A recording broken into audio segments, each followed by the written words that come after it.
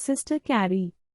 Sister Carrie, 1900, is a novel by Theodore Dreiser, 1871-1945. About a young woman who moves to the big city where she starts realizing her own American dream. She first becomes a mistress to men that she perceives as superior, but later becomes a famous actress. It has been called the greatest of all American urban novels.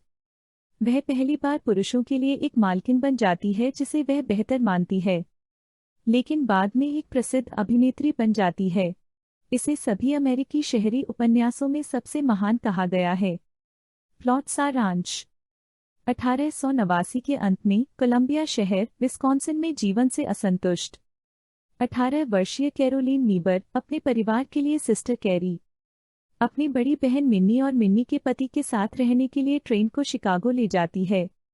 Train में carry Charles ड्रोइड से मिलती है, जो एक यात्रा करने वाला salesman है जो उसकी साधारण सुंदरता और अप्रभावित तरीके के कारण उसकी ओर आकर्षित होता है। वे संपर्क जानकारी का आदान प्रदान करते हैं, लेकिन अपनी बहन के फ्लैट में परिश्रम के स्थिर दौर और शांत माहौल की खोज करने पर वह ड्रोइड को लिखती है और उसे वहां फोन करने से हतोत्साहित करती है। कैरी को जल्द ही एक जूते की फैक्ट्री में एक मशीन चलाने की नौकरी मिल जाती है और कमरे और बोर्ड के लिए हेंसन्स को अपना अधिकांश वेतन मिलता है। एक दिन जब एक बीमारी से उसकी नौकरी खर्च हो जाती है, तो उसका सामना ड्रोइड से होता है। वह उसे अपने सुस्त, संकुचित जीवन को छोड़ने और उसके साथ आगे बढ़ने के लिए राजी करता है। अपने मामले को दबाने के लिए वह कैरी को 2 $10 के बिल खिसकाते हैं, जिससे उसके लिए भौतिक संभावनाओं का एक विस्ता खुल जाता है। अगले दिन वह पैसे वापस करने और अपने गुण को बनाए रखने शिकागो के एक डिपार्टमेंट स्टोर में खरीदारी करने और उसे एक जैकेट और कुछ जूते खरीदने के अपने कमजोर प्रयास को खारिज कर देता है। उस रात वह उसके साथ चली जाती है। ड्रूई उसे एक बहुत अच्छे अपार्टमेंट में स्थापित करता है। वह धीरे धीरे अपने प्रांतीय तौर तरीकों को बहा देती है, जब तक वह उसे जॉर्ज हर्स्टवुड, फिट्जगेराल्ड और मॉय के मैनेजर से मिलवाता है। एक का सम्मानजनक बार जिसे ड्रोइड ने वे अप स्वेल प्लेस के रूप में वर्णित किया है, उसकी भौतिक उपस्थिति में काफी सुधार हुआ है। हर्स्टवुड, एक सामाजिक चढ़ाई वाली पत्नी, एक 20 वर्षीय बेटा और एक 17 वर्षीय बेटी के साथ एक विवाहित व्यक्ति, कैरी से बदनाम हो जाता है और लंबे समय से पहले वे एक चक्कर शुरू करते हैं, गुप्त रूप से मिलते हैं जबकि ड्रोइड एक व्यापार यात्रा पर दूर है।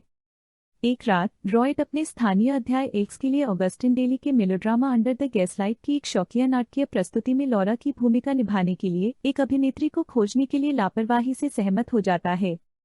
वह एक हिचकिचाते कैरी को भाग लेने के लिए प्रोत्साहित करता है। कैरी में अभिनय प्रतिभा का पता चलता है और उसकी महत्वाकांक्षा पैदा होती है। शुरू में वह स्टेज फ्राइट का शिकार हो जाती है, लेकिन ड्रोइड के कृत्यों के बीच प्रोत्साहन उसे एक अच्छा प्रदर्शन देने में सक्षम बनाता है, जो न केवल दर्शकों का ध्यान आकर्षित करता है बल्कि हर्स्टवुड के जुनून को भी भड़काता है, और वह कैरी को ड्रोइड से दूर ले जाने का फैसला करता है। अगले दिन ड्रोइड को अफेयर के बारे में पता चलता है, जबकि हर्स्टवुड की पत्नी जूलिया को पता चलता है कि हर्स्टवुड को दूसरी महिला के साथ देखा गया है। हर्स्टवुड अग्रिम करता है और जब कैरी पूछती है कि क्या वह उससे शादी करेगा, तो वह हाँ कहता है। बाद में ड्रोइड कैरी का सामना करता है और उसे सूचित करता है कि हर्स्टवुड शादीशुदा है, फिर उसके साथ बाहर निकलता है। शराब पीने की एक रात के बाद और अपनी अब उभरी पत्नी की मांगों और कैरी के अस्वीकृति पत्र पर निराशा के बाद हर्स्टवुड को पता चलता है कि फिट्जराल्ड और मॉय के कार्यालयों में तिजोरी गलती से अनलॉक हो गई है।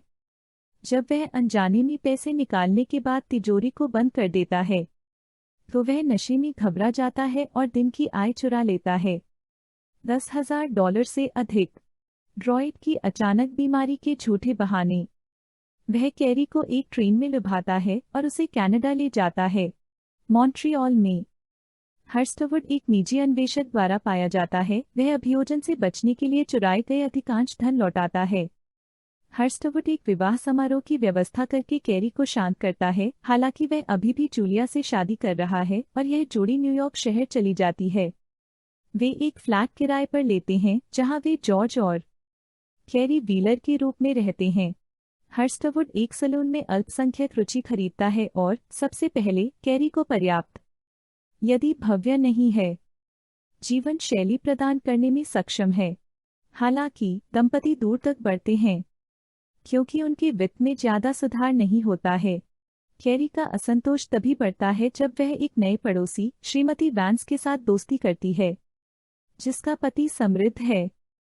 श्रीमती वैंस के माध्यम से कैरी इंडियाना के एक उज्ज्वल युवा विद्वान रॉबर्ट एम्स और उसके पड़ोसी के चचेरे भाई से मिलती है, जो उसे इस विचार से परिचित कराती है कि दिखावटी भौतिकवाद के बजाय महान कला प्रशंसा के योग्य है। केवल कुछ वर्षों के बाद सलून का मकान मालिक संपत्ति बेचता है और हर्स्टवुड का व्यापारिक भागीदार साझेदारी को समाप्त करने का फैसला करता है। उनके लिए उपलब्ध सीमित नौकरी के अवसरों में से किसी को भी स्वीकार करने पर बहुत गर्व है। हर्स्टवुड अपनी बचत को कम करते हुए देखता है। वह कैरी से आग्रह करता है कि वह किफायती करे, जिसे वह अपमानजनक और अरुचिकर लगती है। जैसे ही हर्स्टवुड धीरे धीरे उदासीनता में डूब जाता है, कैरी अपने अच्छे लुक के माध्यम से एक कोरस लड़की बन जाती है। जब वह और बिगड़ जाता है तो वह कोरस लाइन से छोटी भूमिकाओं की ओर बढ़ती है।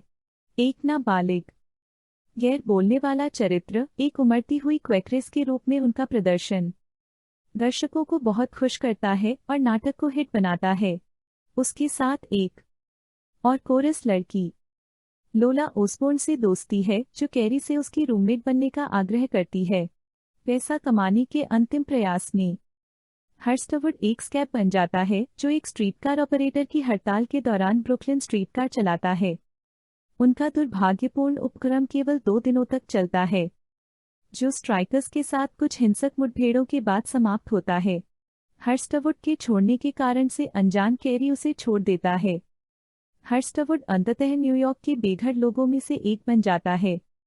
अजीब नौकरी ले रहा है, निमोनिया से बीमार पड़ जाता है और अंत में भिखारी बन जाता है। वह अंततः एक फ्लो हाउस में आत्महत्या कर लेता है। कैरी स्टारडम हासिल करती है, लेकिन पाती है कि प्रसिद्धि और भाग्य के साथ भी वह अकेली और दुखी है। सारांश का अंत। शुक्रिया।